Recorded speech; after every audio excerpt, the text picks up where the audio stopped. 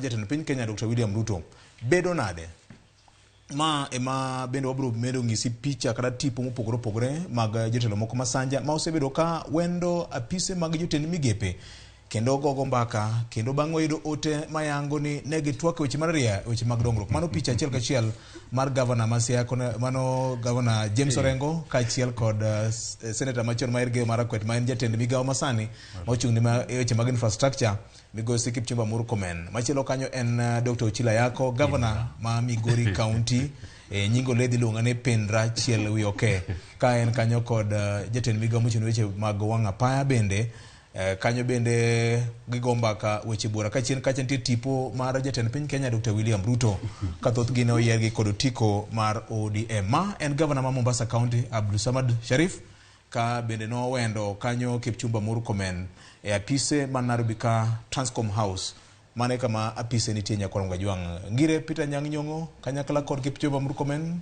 kod governor ma Mombasa County ka Jotomolak Nyakwar Mogi neno gi achiel kachiel tipo mari katinende mano governor Nyong'o ka yongore kanyo kod Kipchumba Murkomen.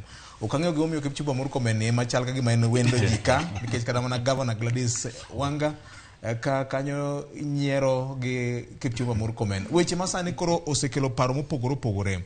Nyalo bedo ni jolwenyo jwang'o jakom, nyalo bedo ni kingi ni duk koso nyalo bedo ni en dhok mane otiyogo Mombasa ni tiuru gi sirikal. County Government Act chik miluongo ni Intergovernmental Relations Act bendo yiene joge ni sirikande ariyo mopogore makmani tik kama giromoe Jay Bonyo. Koso dibede jopiny somo gik mang'eny maonge tiende. Jathum moro nogo thum akia ni ne